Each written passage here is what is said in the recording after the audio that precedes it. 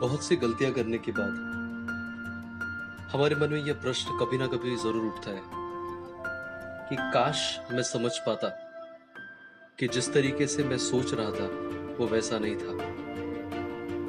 इसी काश के बारे में हम बात करने वाले हैं। आज जैसी परिस्थिति चल रही है, किसी को नहीं पता कि कौन कब तक जिंदा है,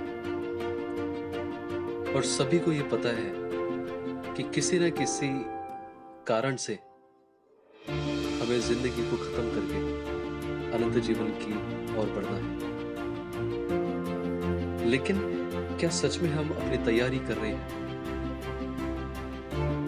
उस उत्पत्ति में जब हम पढ़ते हैं कि परमेश्वर ने अपने श्वास को आदम के अंदर फूका, उसी श्वास की हमें इतनी ज्यादा जरूरत महसूस हो रही है।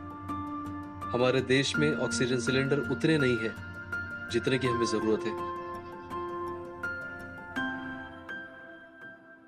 कहीं हम कुछ भूल तो नहीं रहे? एक दिन मरना सभी को है, लेकिन इस जीवन के बाद एक जीवन है, और वो जीवन हमें ये बताता है, और वो सच्चाई हमें ये बताती है कि हमें उसी परमेश्वर के सामने झुकने की जरूरत है जिसने श्वास दिया था। आइए आज हम परमेश्वर के सामने, जिसने हमारे अंदर उस श्वास को डाला है, उसके सामने झुके और अपनी जिंदगी को उस हिसाब से जीने की कोशिश करें जिस हिसाब से खुदा चाहते हैं, हमारे निर्माणकर्ता चाहते हैं कि हम जिए।